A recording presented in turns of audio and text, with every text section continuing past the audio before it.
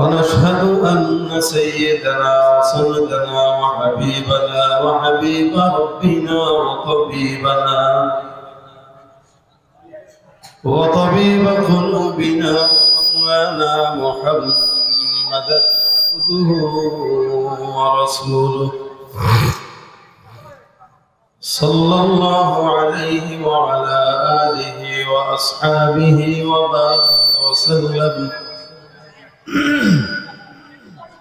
وبارك وسلم تسليما كثيرا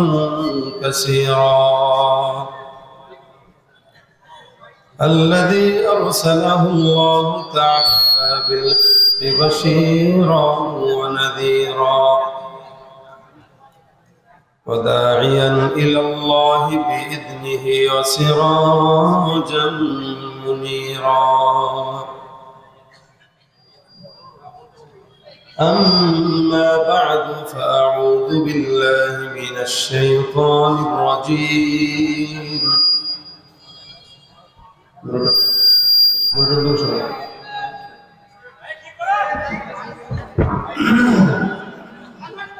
بسم الله الرحمن الرحيم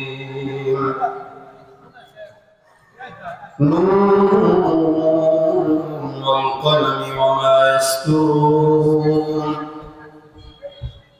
ما أنت بنعمة ربك بمجنون وإن لك لأجرا غير ممنون وإنك لعلى خلق عظيم فستبصر ويبصرون بأيكم المفتون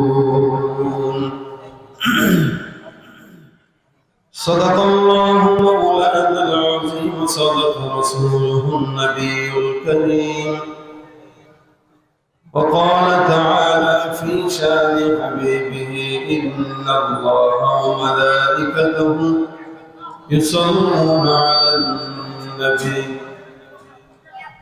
يا أيها الذين آمنوا صلوا عليه وسلموا تسليما زبان كل شكل درود إبراهيم اللهم صل على محمد وعلى آل محمد كما صليت على إبراهيم وعلى آل إبراهيم إنك حميد مجيد اللهم بارك على محمد وعلى آل محمد كما باركت على إبراهيم وعلى آل إبراهيم إنك حميد مجيد الحمد لله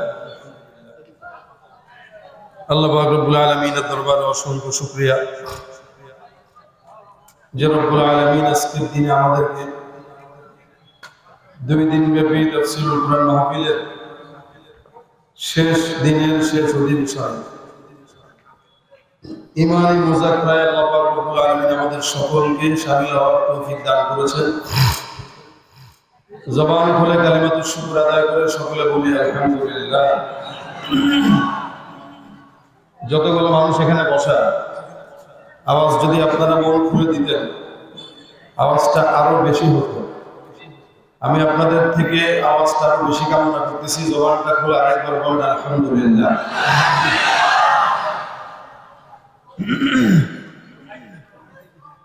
যারা দাঁড়ানো আছেন আপনারা দুপাশ থেকে স্বেচ্ছাসেবক যারা গলায় রশি ঝুলানো যারা আছেন আপনারা আপনাদের বাহিরে যারা এদের সবাই ভিতরে বসায় দেন এ পাশে যারা আছেন সবাই বসায় দেন। ভাই আমার স্টেজে মনিটর লাগবে, বলে আমি কথা বলতে পারবো না। কোনো জন্য মনিটর দুটা নিচে নামান, যেহেতু কাছাকাছি এই জন্য গেইন আসতেছে, নিচে নামান, এটারও নিচে নামান, এটারও নিচে নামান। এই বাম পাশে দাঁড়ানো যারা আছে বাম পাশে আমাদেরকে বসায় দেন। ওই যে দাঁড়ানো আছে বসায় দেন। এত জায়গা থাকা সত্ত্বেও দাঁড়ায় থাকা আপনাদের এত পছন্দ? বসেন, লোকাল বাসে দাঁড়াইতে দাঁড়াইতে পাবলিকের অবস্থা এখন নিচে বসতে চান, সব জায়গায় দাঁড়ান, একটু বসান। সাইকেল এমা লাগবি না, জায়গা এমনি আছে, যে যেখানে আছেন এখানে বসে পড়ে, তাহলেই হবে। কত জায়গা চতুর্পাশে, যথেষ্ট বড় মাঠ। এই মনিটরটা নিচে নামায় আমার দিকে দেন। আলহামদুলিল্লাহ, একটু জবানটা খুলে বলেন আলহামদুলিল্লাহ। ভাই, আমি আপনাদের বগুড়ায় খুব কম আসা হয়, বহু বছর পর আজকে বগুড়া আসলাম। এ আসার পিছনে মুফতি মনোয়ার সাহেব হুজুরের অবদান এমন ভাবে ধরেছেন, ডেট না দিয়ে পারেনি, তারপরে দেওয়া। যেহেতু দূরের রাস্তা আপনাদের অনেক, যার কারণে আমাদের এই দূরের রাস্তাগুলো একটু কম আসা হয়। যেহেতু আজকে ইনশাল্লাহ আমি আসছি, আপনাদেরকে সংক্ষেপ সময়ে যতটুকু পারি ততটুকু আলোচনা শোনাবো। তবে কথা হলো, শর্ত হলো, আপনারা যেভাবে চুপচাপ বসে থাকেন জবান বন্ধ করে, এটা মাহফিলের সৌন্দর্য না। মাহফিলের সৌন্দর্য হচ্ছে আলোচকের সঙ্গে শ্রোতারাও কথা বলা, ঠিক না? একটা মানুষকে মনে করেন হাঁটতে দিলেন, হাত দুই পাশ দিয়ে মাঝখান দিয়ে বেঁধে রাখলেন, বেঁধে এরা বলেন তুমি হাঁটো, আর সে এমনি রবটের মতো হাঁটতেছে সোজা, না ডানে তাকায় না বায়ে তাকায়, না হাত নাড়ায় না পা নাড়ায়। এই লোককে মানুষ দেখলে মনে করবে এটা মনে হয় রবট যেতেছে সামনে দিয়ে। কেন? তার হাঁটায় কোনো সৌন্দর্য নাই। আর কোনো মানুষ যখন হাঁটে এভাবে হাত সামনে নেয় একবার, পিছনে নেয় একবার, দেখুন ওর হাঁটার ভিতরে একটা রাজকীয় ভাব আসে। মানুষের কথা বলা, একজন আরেকজনের সঙ্গে যখন কথা বলে, কথা বলতে গেলে হাত নাড়ায়। কেন নাড়ায়? বলে কথা বলার সৌন্দর্যটাই হলো হাত নাড়ানো। ঠিক তখনই তেমনই ভাবে আলোচক যখন কথা বলে, শ্রোতাদের সৌন্দর্য হচ্ছে শ্রোতারা আলোচকের সঙ্গে কথা বলবে। এটাকেই বলা হয় মুজাকারা। আমিও বলবো, আপনারাও বলবেন। উভয় পক্ষ কথা না বললে প্রোগ্রামের সৌন্দর্য থাকে না। আমি যতক্ষণ আজকের এই মাহফিলে থাকবো, কথা বলবো, আমার সঙ্গে আওয়াজ দিবেন সবাই। না, পিছনওয়ালারা সব দায়িত্ব আপনাদেরকে দিছে, পিছনওয়ালারা সব দায়িত্ব আপনাদেরকে দিছে। ওরা কোনো কথা বলবে না, সব কথা আপনারা বলবেন যারা সামনে আছে। এখানে আমি সামনে পিছনে ডানে বায়ে সবাইকে আওয়াজ দিয়ে বলতেছি, ইনশাআল্লাহ শেষ পর্যন্ত আওয়াজ দিয়ে থাকবেন তো? নারে তাকবীর! আরো জবানটা খুলে নারে তাকবীর! এখন মনে হচ্ছে মাহফিলে আছেন আপনারা, এটা আওয়াজ টাওয়াজ দিবেন, দিয়েন নাকি তেল মারা লাগবে? আবার তেলের দাম বহুত। ভাই, ঢাকা থেকে আসতে মিনিমাম ৬,০০০ টাকার তেল খালি আমার গাড়িতে খরচ হয়েছে, বহুত দাম তেলের। এর ভিতরে যদি মাহফিল কমিটিতে আবার লোকদেরকে এসে তেল দেওয়া লাগে, কাম হবে না। তেল ছাড়া পিকআপ হবে আজকে। রাজি আছেন? মাথায় তেল মারিয়া ফায়দা নেই যে লুটিয়া, তেল বিনা চলে না দুনিয়া। তেলা মাথায় তেল মারিয়া ফায়দা নেই যে লুটিয়া, তেল বিনা চলে না দুনিয়া। নারিকেল, সরিষা, তিসি, বাদাম, সয়াবিন আর সূর্যমুখী তিলের তেল আর ডিজেল কেরোসিন। দাওয়াখানা কবিরাজি হোমিওপ্যাথি তেল, মাথায় দিলে গরম মাথা হইয়া যায় হিমেল। আবার গন্ধ তেল গিন্নির পরাণ খুশিতে যায় ভরিয়া, তেল বিনা চলে না দুনিয়া। ভাইরে তেল বিনা চলে না দুনিয়া, ঠিক কিনা? তেল ছাড়া চলবে তো? আজকের মাহফিল যুবকদের আয়োজন, আমি যতগুলো দেখলাম মাশাআল্লাহ দিলে প্রত্যেকটা ভাইয়েরা যুবক, এটা একটা ভালো দিক। সমাজের যুবকরা আলহামদুলিল্লাহ এখন মাহফিলের আয়োজন করে, আগে গানের কনসার্ট করত, কথা বলে না। তবে খারাপ দিক যেটা, অনেক জায়গায় যাইতো আমরা সারা বাংলাদেশে, এমনও জায়গা দেখেছি যেখানে মাহফিলের টাকা অর্ধেক দিয়া গানের কনসার্ট করে, অর্ধেক দিয়ে মাহফিল করে। সদবাদ মানে এই যে কি মেশিন চালায় বুঝতেছি না, কেন গেইন খাবে, আওয়াজ আসবে কেন? ভাই, আমি আপনারা সময় দেওয়ার জন্য আলতু কথা বলতেছি, আপনি ঠিক করেন এর ভিতরে। আমি আপনাদের এই এলাকাতে, আপনারা যদি এই এলাকার মানুষ, আপনাদেরকে এই দুঃখটা বলি। আজ থেকে মিনিমাম 5 বছর আগে যেগুলো একটু ভিতরে একটা এরিয়াতে মাহফিল করতে গেছি, তো মাহফিলের পরে কমিটিদের ভিতরে মারামারি লাগছে। এখন চিল্লাচিল্লির আওয়াজ। আমি তো ভাই, আমার বিদায় দিয়া যা করেন করেন, মাথা ফাটান যা করেন, আমরা বিদায় দিয়ে ফাটান, আমার ঢাকায় যাওয়া প্রচুর একটা ঝামেলা হয়ে গেছে। আপনাদের মতো করে আমি বলতে পারতেছি না, ঝামেলা হয়েছে। তো কি ঝামেলা? এখন একজন এসে কানে কানে বলল, হুজুর মাহফিলের কমিটির অর্ধেক যুবক সকালবেলা মাহফিলের টাকা দিয়ে ডাইল খেতে গেছে। কি খাইতে গেছে? ডাইলটা কি মাদ্রাসার ডাইল নেই? কি এর ডাইল? বুঝেন তো আপনারা?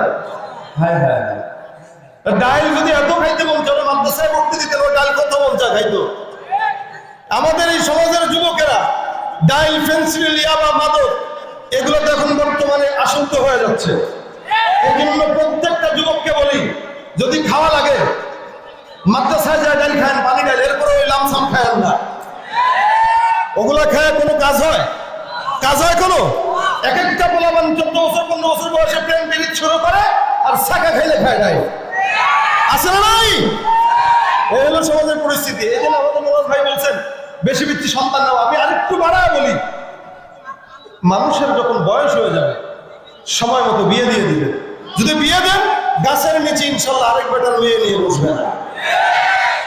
জায়গায় জায়গায়, পাড়ায় পাড়ায়, গঞ্জে গ্রামে যেখানেই পার্ক পাইছে বাস পোলাপান বয়স 14-15 বছর বসে গেছে ডেটিং মারতে। ডেটিং মারতে বসে গেছে। আপনি বলবেন কিছু, আপনারা উল্টা ধমক দিয়ে বলবেন লজ্জা নেই, আমি পার্সোনাল কাজে আছে। দেখছেন সে আকাম করবে, ওইটা দেখতে ওইটা করতে লজ্জা নাই, কিন্তু আমি দেখলাম কেন আমার লজ্জা। এই হলো সমাজের হালত। এজন্য বিয়ের সময় মতো করাইলে জেনা বেবিচার করবে, ঠিক না? যত তাড়াতাড়ি বিয়ে, তাড়াতাড়ি বলতে সময় মতো বিয়ে দেন। আমাদের দেশের যুবকেরা বিয়ে করে না এই নিয়তে, বিয়ে করলে খাওয়াবো নাকি? কি খাওয়াবেন মানে? রিজিকের মালিক কে? আল্লাহ বলে কেউ যদি গরিব থাকে সে যদি বিয়ে করে আমি আল্লাহ পাক আমার দয়ায় তারে ধনী বানায় দেব। বলে বলেন সুবহানাল্লাহ। ইয়াকুনু ফুকারা আয়ুগনিহিমুল্লাহু মিন ফাদলি। তোমরা বিয়ে দাও, কারণ কেউ যদি গরিব থাকে আল্লাহ পাকের রহমতে তাকে আল্লাহ পাক ধনী বানায় দেবে। এরপরেও মানুষ জানে, এখন যদি হাতটা উঠাই কারা কারা বিয়ে করছেন দেখবেন অনেকেই নেই। আমি আজকে দেখবো, আওয়াজটা পরীক্ষা করব। প্রথম অবস্থায় আপনাদেরকে তৈয়ার করি, 2 ভাগে ভাগ হবেন। আমি নারায়ে তাকবীর বলবো, আল্লাহু আকবার দিবেন, তবে আগে মুরব্বীরা তারপরে জওয়ানেরা। এখন মুরব্বী কারা কারা যদি প্রশ্ন করেন বলবো যারা বিয়ে করেছেন তারা মুরব্বী, ঠিক আছে? বিয়ে যারা করেছেন তারা কি? এবং কারা কারা বিয়ে করছেন আমার মতো হাত তুলেন। মুরব্বী কারা কারা আছেন? হ্যাঁ, হাত তুলছেন? আওয়াজ দিতে পারবেন ইনশাআল্লাহ? নারায়ে তাকবীর। এখন চাচা দেখেন যারা বিয়ে করছে কারা হাত তুলে নাই, তারা একটা বিয়ে করতে চায়।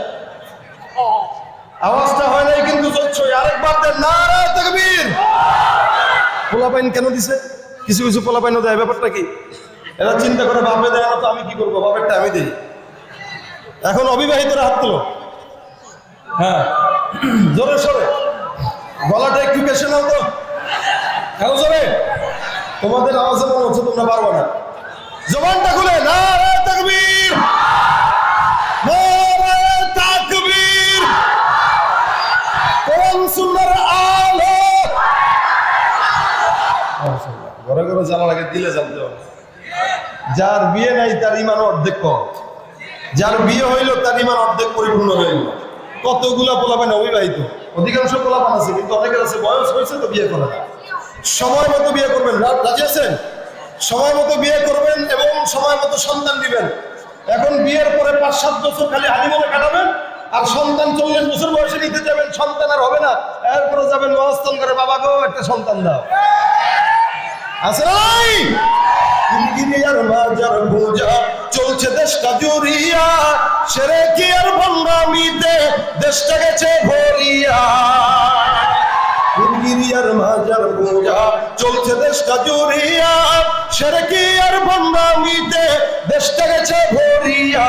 গাজার কলকি টান মারিয়া, গাজার কলকি টান মারিয়া দেখায় খাজার শান। ওরা শিক্ষিত শয়তান, ওরা শিক্ষিত শয়তান, ওরা শিক্ষিত শয়তান।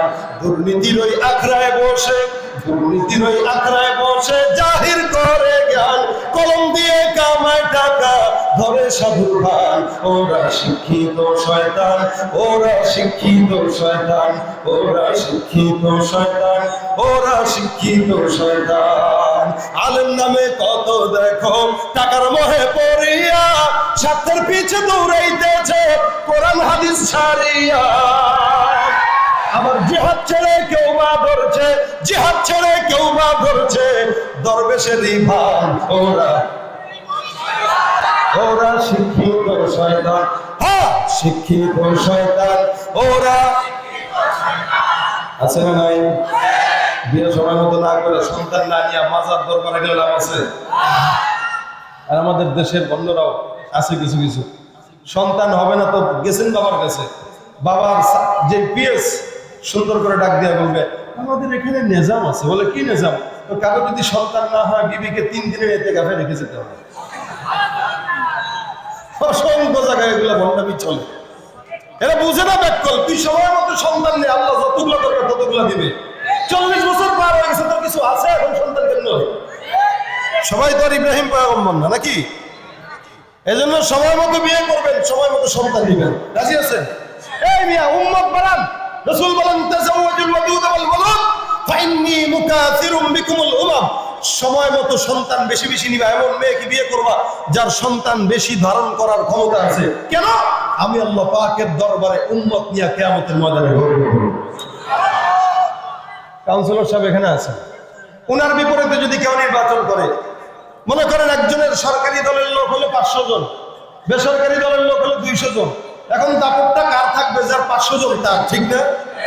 যে 500 জন যার সন্তান, অথবা 500 জন কর্মী যার, 150 জন কর্মীওয়ালা মানুষ যদি এসে কয় আমার লোকে খেলতে এসেছেন, 500 জন ওলা বলবে বেটা রাত এক পাশে ধরুন আর এক পাশে ধরুন, মুরগির মতো ছিল বেটা মাঝখানে তার লোকে বেটা গেলে দেবেন।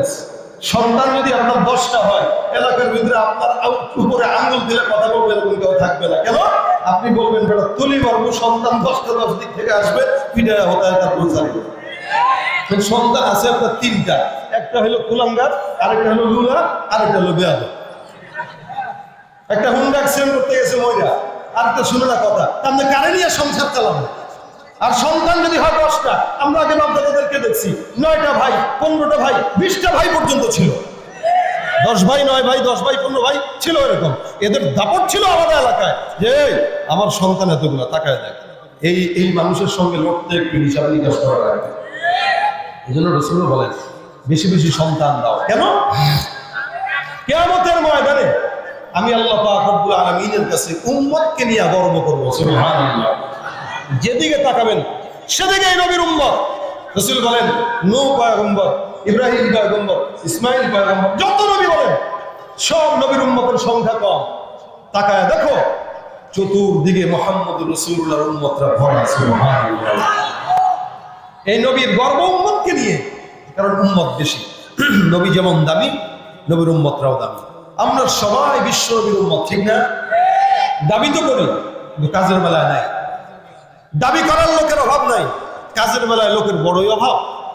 এজন্য দাবির নাম ইমানদার না, ইমানদার হচ্ছে মানার নাম।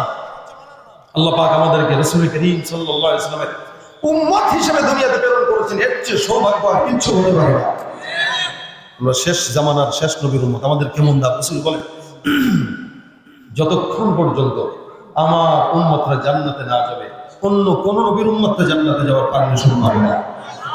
সুবহানাল্লাহ। আস্তে কয়। এটাই নবীর উম্মতের কারণে গর্ব, এই নবীর উম্মতের কারণে দাম। নবী যেমন দামি, উম্মত। অথচ এই নবীকে নবুয়ত পাওয়ার পর কত মানুষ কত কিছু বলছে, কত মানুষ পাগল বলছে। কিন্তু যারা পাগল বলছে তাদের আদর্শ টিকে নাই। মুহাম্মদুর রাসূলুল্লাহ সাল্লাল্লাহু আলাইহি ওয়াসাল্লামের আদর্শ টিকে আছে এবং টিকে থাকবে। সন্দেহ আছে? আবু জাহেল পাগল বলে নাই? বলে নাই?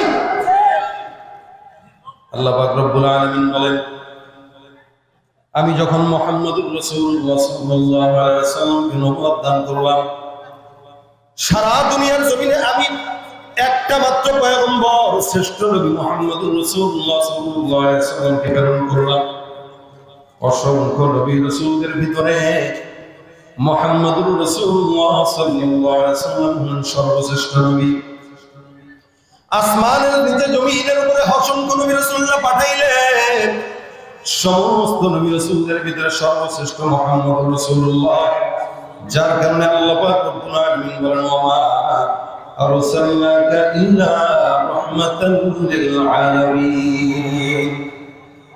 এই নবীকে আমি আল্লাহ পাক শুধু জমিনের মানুষের জন্য রহমত বানাই নাই, আসমানের দিকে যদি তাকাও, ওই আসমানের মালিক যদি হয় আমি আল্লাহ, আসমানের নবী মুহাম্মদুর রাসূলুল্লাহ, জমিনের মালিক যদি হই আমি আল্লাহ, জমিনের নবী মুহাম্মদুর রাসূলুল্লাহ। আমি সারা দুনিয়ার জমিনে বান্দারা যত জায়গায় তাকাবো সব জায়গার রুবুবিয়্যাত যদি হয় আমি আল্লাহ। দুনিয়াতে তোমার যেদিকে নজর যায় সেদিকে রব আমি আল্লাহ। সারা জাহানের ভিতরে যত জায়গায় আমি আল্লাহ পাক রব্বুল আলামিনের মালাকিয়ত চলে, আমি রব্বুল আলামিন ঠিক তত জায়গায় মুহাম্মদুর রাসূলুল্লাহ নবুয়িয়ত ছড়িয়ে দিলাম, সুবহানাল্লাহ। যার কারণে দুনিয়ার জমিনে একটা ইহুদির জন্য নবী রহমত, খ্রিস্টানদের জন্য রহমত, আমার নবী গাছের জন্য রহমত, মাছের জন্য রহমত, চন্দ্রের জন্য রহমত, সমস্ত দুনিয়ার মানুষের জন্য রহমত, জিন্নাতের জন্য রহমত, আসমানের মেঘের জন্য রহমত।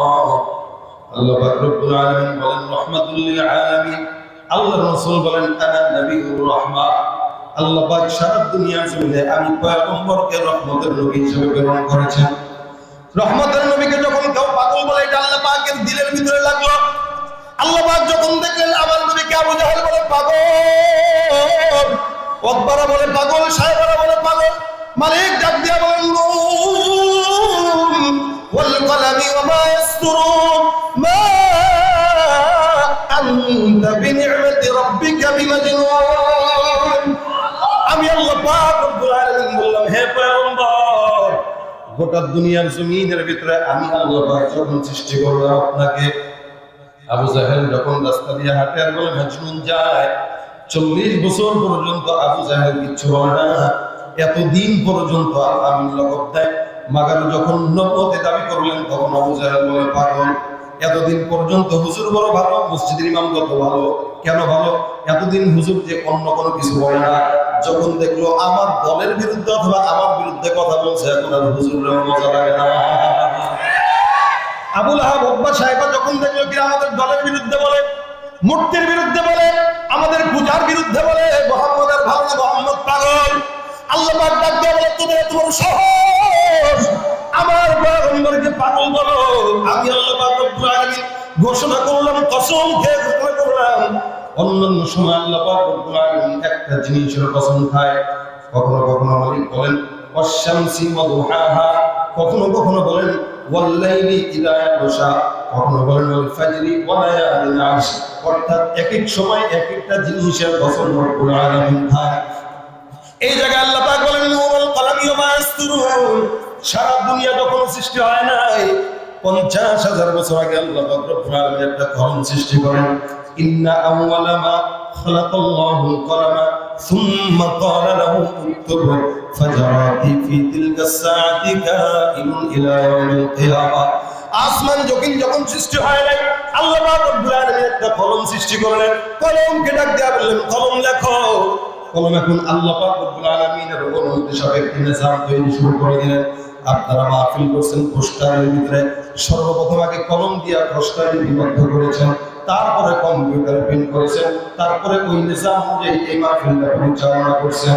আল্লাহ পাক দুনিয়া সৃষ্টি করার আগে সুন্দর করে নিজাম দ্বারা করাই দিলেন। কলমকে দিয়া বলে কলম তুমি দেখো আসমান কতটা হবে, জমিন কতটা হবে, পাহাড় কতটা হবে, সমুদ্র কতটা হবে, সব কিছু আমি রব্বুল আলামিন তোমার অনুমতি দিয়া দিলাম, তুমি দেখো। আল্লাহ পাক যখন বললেন লিখে দিলেন কলম, মানুষ তো মনে করতে পারে এটা মনে হয় কল্প কাহিনী। আল্লাহ বলেন না না, কল্প কাহিনী নয়, আমি আল্লাহ বান্দা যেন বিশ্বাস করে তার কারণে একটা সূরা নাযিল করে দিলাম, সূরাতুল কলম। এই সূরাটার নামই হলো কলম। আল্লাহ পাক রব্বুল আলামিন বলেন নুন ওয়াল কলামি ওয়া মা ইয়াসতুরুন। আমি আল্লাহ বললাম কলমের কসম, অর্থাৎ কলমের কসম কোন কলম? বলে ওই কলম যে কলম আল্লাহর আদেশে সারা দুনিয়ার সমস্ত নিজাম লিখলো। আর কলম যা যা লিখলো তার কসম। রব্বুল আলামিন বলেন কলম লিখলো আসমানের কথা, জমিনের কথা, পাহাড়ের কথা, গোটা সৃষ্টি জগতের কথা। আল্লাহর কাছে যদি কেউ প্রশ্ন করে, মালিক গো, এত সারা দুনিয়ার কসম আপনি কেন খাইলেন? আল্লাহ বলে, যেহেতু বিষয়টা অনেক বড়, যার কারণে আমার কসমের বিষয়টা অনেক বড়। ইহুদি খ্রিস্টান নাসারা বেঈমানরা আমার পয়গম্বরকে বলে পাগল। আমি আল্লাহ পাক চিন্তা করলাম, যেহেতু পাগল বলে, এই কারণে কসমটাও সারা দুনিয়া নিয়ে খাওয়া লাগবে। আমি আল্লাহ পাক সারা দুনিয়ার কসম খায় একটা কথা পয়গম্বর আপনারা জানিয়ে দিলাম, মা আনতা বিনি'মাতি রাব্বিকা বিমাজনুন। আল্লাহু আকবার। আল্লাহ পাক রব্বুল আলামিন বলেন, আমি আল্লাহ কসম খায় বললাম, পয়গম্বর আপনি আপনার রবের দয়ায় পাগল না। যারা আপনাকে পাগল বলে তারা পাগল, তাদের বাপ দাদা 14 গোষ্ঠী পাগল। আবু জাহেল বলে পাগল, তার মানে আবু জাহেল পাগল, আবু জাহেলের বাপ দাদা 14 গোষ্ঠী পাগল। আল্লাহ পাক বলেন, যারা আপনাকে নিভায় দিতে চায়, আমি আল্লাহ পাক রব্বুল আলামিন ইসলামের আলোটা কোনদিন নিভতে দিব না। এটা এমন কোন জিনিস না যে কেউ ফুল দিয়ে নিভায় দিতে পারবে। আবু জাহেল কম চায় নাই, 1000 বার চেষ্টা করেছে মুহাম্মদুর রাসূলুল্লাহ নাম মিটা দেওয়ার জন্য। আল্লাহ পাক রব্বুল আলামিন বলেন, ওই আবু জাহেল দুনিয়াতে টিকতে পারে না, কিন্তু মুহাম্মদুর রাসূলুল্লাহর উম্মতরা কিয়ামত পর্যন্ত টিকে থাকবে, ঠিক কিনা? তাকায় দেখেন, সারা দুনিয়ায় একটা মানুষ আপনারা কেউ পাবেন যার নাম আবু জাহেল আছে? কথা কয় না? একটু দাঁড়ান না, যে হুজুর আমার বাপের নাম ছিল আবু জাহেল। আছেন কেউ? শুধু এখানে কেন? বুশ পর্যন্ত চিন্তা করছে, বুশের মা, যে আমার এই গোলার নাম এটা রাখা যাবে, ট্রাম্প রাখা যাবে, পুতিন রাখা যাবে, কিন্তু আবু জাহেল রাখা যাবে। কারণ এটা লাঞ্ছিত, অপমানিত শুধু দুনিয়াতেই নয়, আখিরাতের দুনিয়াতে, সব জায়গায়। যার কারণে তাদের নামে কাউকে পাবেন না, কিন্তু মুহাম্মদ নাম খুঁজে তালাশ করে দেখেন, বিশ্ব নবীর উম্মত যারা নিজেদেরকে দাবি করে, প্রত্যেকটা উম্মতের নাম মুহাম্মদ আছে। এটা হচ্ছে আল্লাহ পাকের নিজাম। আল্লাহ মুহাম্মদের আখলাককে, পয়গম্বর মুহাম্মদুর রাসূলুল্লাহ সাল্লাল্লাহু আলাইহি ওয়াসাল্লামকে যদি পাগল বানাইতেন, দুনিয়া পর্যন্ত টিকায় রাখতেন না, কিয়ামত পর্যন্ত টিকায় রাখতেন না। মালিক বলে, আমি আল্লাহ পাক বললাম, ওয়া ইন্না লাকা লাআজরান গায়রা মামনুন, আপনাকে আমি আল্লাহ নিরবিচ্ছিন্ন নিয়ামত দান করলাম, যে নিয়ামত এমন নিয়ামত যেটার শুরু আছে মাগার শেষ নাই। পয়গম্বরকে আমি কেমন নিয়ামত দান করলাম দেখেন। আল্লাহ পাক রব্বুল আলামিন রাসূল করিম সাল্লাল্লাহু আলাইহি ওয়াসাল্লাম যখন গর্ভের ভিতরে ছিল, তার আগে থেকে আল্লাহ পাক রাসূলকে নিয়ামত দান করতে করতে আসছেন। পূর্ববর্তী সব কিতাবগুলোতে আল্লাহ মুহাম্মদুর রাসূলুল্লাহ কেমনে হবে, কোথায় আসবে, নাম কি হবে, বাবার নাম কি হবে, হিজরত করে কোন জায়গায় যাবেন, এই সকল কিছু পয়গম্বরের ঘোষণা আল্লাহ পাক আগেই দিয়েছেন, যেন দুনিয়াতে আসার পর মানুষের চিনতে যেন কষ্ট না হয়। এই জায়গায় আপনারা পোস্টার ছাপাইলেন, লাইট জ্বালাইলেন, প্যান্ডেল টাঙাইলেন, কেন বলে সাইদ আহমদ আসবে। যদি এগুলা না টাঙাইতেন, আমি যদি এলাকায় আসতাম, অনেকে দেখলে চিনতেন, অনেকে দেখলে মনে হয় সন্দেহ করতেন যে না, চেহারার একই থাকতেই পারে। কিন্তু নাম যেহেতু প্রচার হয়ে গেল, প্যান্ডেল যেহেতু সাজানো হয়ে গেল, তার মানে আজকে আমার মতো কোনো পাগড়িওয়ালা দেখলে মনে করছে এটাই মনে হয় সাইদ আহমদ। স্বাভাবিক বিষয় না এটা? আল্লাহ পাক আগেই সমস্ত কিছু বর্ণনা করে দিয়েছেন যে আমার নবী এত নিয়ামত দিয়েছি, যে নবী দুনিয়াতে আসার আগেই আমি আল্লাহ তার সমস্ত রূপ গুণ বর্ণনা করে দিলাম, যেন আসার পরে একটা মানুষের চিন্তা কোনো কষ্ট না। এই জন্য আমি আল্লাহ পাক রাসূলকে এত মুআজিজার নবী বানাইছি, নবী দুনিয়াতে আসার পর যেখানে হাত দিছে ওই জায়গাটা বরকতের জায়গা হয়ে গেছে, যার সঙ্গে মিশছে সে স্বর্ণের মানুষ হয়ে গেছে, যে এলাকায় গেছে ওই এলাকা দামি এলাকা হয়ে গেছে। সুবহানাল্লাহ। যেমন ইয়াসরিন আগে ছিল নাম ভিন্ন, মদিনা হওয়ার পর দাম হয়েছে, হওয়ার পিছনে কারণ মুহাম্মদুর রাসূলুল্লাহ। যেখানে আগে নামাজ পড়লে সওয়াব নামাজের মতোই, কিন্তু রাসূল আসছেন তখন নামাজ পড়লে 50,000 রাকাতের সওয়াব। কার কারণে দাম? মুহাম্মদুর রাসূলুল্লাহ। যখন কার কারণে? মুহাম্মদুর রাসূল। আল্লাহ পাক রব্বুল আলামিন এই কারণে এত এত এত সম্মান দান করলেন পয়গম্বর মুহাম্মদুর রাসূলুল্লাহ সাল্লাল্লাহু আলাইহি ওয়াসাল্লামকে। এই মুসলমান পরিচালনা কিতাবের ভিতরে আল্লাহ পাক সমস্ত নবীদেরকে নাম ধরে ধরে ধরে ধরে বললেন, ইয়া মূসা লা তাখাফ। আল্লাহ পাক রব্বুল আলামিন মূসা পয়গম্বরকে নাম ধরে উল্লেখ করেছেন, ঈসা পয়গম্বরকেও নাম ধরে ডেকেছেন, জাকারিয়া পয়গম্বরকেও নাম ধরে ডেকেছেন, ওয়া জাকারিয়া ওয়া ইয়াহইয়া ওয়া ইলিয়াস। ইব্রাহিমকে রব্বুল আলামিন নাম ধরে ডাকেন, ইসমাঈল রব্বুল আলামিন নাম ধরে রাখেন। আল্লাহ পাক সমস্ত পয়গম্বরদেরকে কিতাবের ভিতরে নাম ধরে উল্লেখ করেন। মুহাম্মদুর রাসূলুল্লাহর বেলায় যখন আল্লাহ পাক রব্বুল আলামিন আসলেন, কোরআনের একটা মানুষ একটা জায়গায় দেখাতে পারবে না আল্লাহ পাক নাম ধরে উল্লেখ করেছেন। অন্য নবীদেরকে আল্লাহ পাক বলেন মুসা, ঈসা, যাকারিয়া, ইব্রাহিম, ইসমাঈল, ইয়াকুব, ইউসুফ, ইউনুস। কিন্তু মুহাম্মদের বেলা যখন চলে আসলো আল্লাহ বলেন ইয়া আইয়ুহান নবী। এই জায়গায় আল্লাহ পাক নবী বলে সম্বোধন করেছেন। আল্লাহ পাক রব্বুল আলামিন কোন জায়গায় পয়গম্বরের শুধু নাম উল্লেখ করেন নাই। ফাতিহা থেকে নিয়ে নাস পর্যন্ত একটা বান্দাও দেখাইতে পারবে না শুধু মুহাম্মদ, বরং মুহাম্মদ যে কোন জায়গায় আছে ওই জায়গাটাতে রব্বুল আলামিন মুহাম্মদের পাশে রাসূলুল্লাহ লাগাইছে। আল্লাহ পাক বলেন মুহাম্মদুর রাসূলুল্লাহ ওয়াল্লাযীনা মা'হু আশিদ্দাউ আলাল কুফফার। অন্য আয়াতের ভিতরে রব্বুল আলামিন বলেন ওমা মুহাম্মাদুন ইল্লা রাসূল قد خلت من قبله الرسل। এখানে আল্লাহ পাক রব্বুল আলামিন রাসূলকে নাম বললেন, কিন্তু নামের পাশে কি লাগাইছেন বলে না কি? রাসূল। তার মানে আল্লাহ পাক লকব লাগাই দিয়েছেন। মেহেদী ভাই ডাকেন না কাউন্সিলর ডাকেন? কথা বলে না কি নাম? কাউন্সিলর। নাম তো মেহেদী, কিন্তু কাউন্সিলর ভাই, চেয়ারম্যান সাহেব, এমপি সাহেব, অমুক সাহেব, তমুক সাহেব। মানুষের যখন সম্মান হয় নাম ধরে উল্লেখ করে না, তার লকব দিয়া দেয়। আল্লাহ পাক সমস্ত নবী রাসূলদেরকে নাম ধরে উল্লেখ করেন, কিন্তু মুহাম্মদের বেলায় যখন আসেন আল্লাহ পাক বলেন মা কানা মুহাম্মাদুন আবা আহাদিন মির রিজালিকুম ওয়ালাকিন রাসূলুল্লাহ ওয়া খাতামান নাবিয়্যিন। সুবহানাল্লাহ। এই জায়গায় আল্লাহ পাক ডাক দিয়ে বলে উম্মতের দল, আমি রব্বুল আলামিন বললাম মুহাম্মদ তোমাদের কোন পুরুষের পিতা না, মুহাম্মদের পরিচয় জানো। আল্লাহ পাক রব্বুল আলামিন বলেন মুহাম্মদের পরিচয় শুনো, মুহাম্মদ হলো আল্লাহর রাসূল। মুহাম্মদের সর্বপ্রথম পরিচয় মুহাম্মদুর রাসূলুল্লাহ, আর দুই নম্বর পরিচয় ওয়া খাতামান নবিয়্যিন। মুহাম্মদের দুই নম্বর পরিচয় হলো আমি আল্লাহ মুহাম্মদের পরে আর কোন নবী পাঠাবো না। মুহাম্মদ দুনিয়ার জমিনের সর্বশেষ নবী, ঠিক কিনা? নবীর পরে আর কোন নবী আসবে? জোরে বলেন। কাদিয়ানীরাও যদি দাবি করে নবী বলা যাবে? যারা কাদিয়ানীদেরকে নবী মানে তারা কি? জোরে বলেন। যারা স্বীকার করবে তারা কি? যারা সাপোর্ট করবে তারা কি? কি হবে শেষ নবীর উম্মত বলে দাবি করে যদি ওই নবীর চেয়ার কাদিয়ানীরা দখল করে? কি হবে শেষ নবীর উম্মত বলে দাবি করে যদি ওই নবীর চেয়ার কাদিয়ানীরা দখল করে?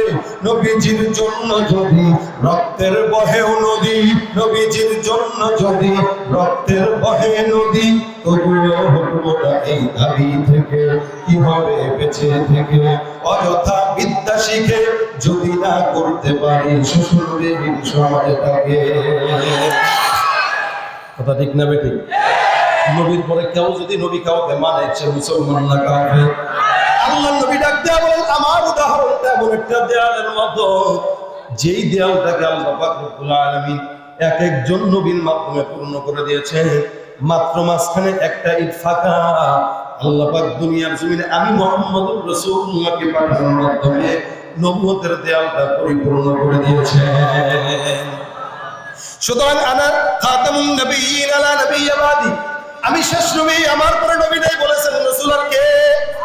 আল্লাহ পাক রব্বুল আলামিন ঘোষণা করলেন পয়গম্বর শেষ নবী, সত্য নবী, এরপরে আর কোন নবী নাই। হা হা হা, যদি নবী পাঠাইতো রাসূল বলেন লাউ কানা বাদি নবী লাকানা ওমর ইবনুল খাত্তাব, আমার পরে কোন নবী যদি আল্লাহ পাঠাইতেন আমার পরের নবীটাই হতো আমার সাহাবী হযরত ওমর। হে মুসলমান, আল্লাহ পাক রব্বুল আলামিন নবীর মতো নবী পাঠাইছেন, যার কারণে আর অন্য পরে কাউকে লাগে না শেষে। কারণ নেতার মতো নেতা একজনই যথেষ্ট, নবীর মতো নবী একজনই যথেষ্ট, ঠিক কিনা? মুহাম্মদুর রাসূলুল্লাহ সাল্লাল্লাহু আলাইহি ওয়াসাল্লামকে আল্লাহ পাক এমন নবী পাঠাইছেন যে নবীর পরে আর ইসলামের ভিতরে বাড়ানোর কোনো জিনিস নাই, কমানোর কোনো জিনিস নাই। আল্লাহ পাক পরিপূর্ণ ইসলাম পয়গম্বরের মাধ্যমে দিয়েছেন। বলেন সুবহানাল্লাহ। একজনই যথেষ্ট। এই কারণে রাসূল করিম জানেন অসংখ্য মানুষরা মুসলমান হয়। তা মুসলমানের মতো মুসলমান একজন যদি হয় একটু আল্লাহর অসুবিধা হয়, কারণ আল্লাহ নবীও দোয়া করেন আল্লাহর কাছে, আল্লাহ নেতার মতো একজন নেতা একটু আমারে দিয়ে দাও, বলে কারে চাও? আল্লাহুম্মা আইজ্জাল ইসলাম বিআহাব্বাইনি হাযাইনি রাজুলাইন বিউমর ইবনে খাত্তাব ওয়া জাহল ইবনে হিশাম। আল্লাহর নবী ডাক দেয়া বলেন, মালিক দুইজনের একজনকে যদি তুমি আমার দ্বীনের জন্য কবুল করো, আমার জন্য উপকার হয়, যাদের মাধ্যমে ইসলামকে সম্মানিত করবা। বলে কে? একজন ওমর নয়তো আবু জাহেল, এই দুইজনের একজনকে তুমি ইসলামের জন্য কবুল করো। আল্লাহ বলেন, পয়গম্বর আপনার দোয়া আমি আল্লাহ পাক বুলেটের গুলির মতো কবুল করে ফেললাম। যান যান, যেই ওমর রাদিয়াল্লাহু তাআলা আনহু পয়গম্বরকে হত্যা করার জন্য যায়, সেই ওমরটাই মুহাম্মদের কাছে যায় ইসলামের ছায়াতলে চলে আসে। এত নিয়ামত আল্লাহ পাক দান করলেন, এই কারণে বলেন ওয়া ইন্না লাকা লাআজরান গায়রা মামনুন। কিয়ামত পর্যন্ত আল্লাহ পাক রব্বুল আলামিন পয়গম্বর মুহাম্মদুর রাসূলুল্লাহ সাল্লাল্লাহু আলাইহি ওয়াসাল্লামকে নিয়ামত দান করলেন। ওমর মুসলমান হয়ে গেছে, ইসলাম কবুল করে ফেলছে।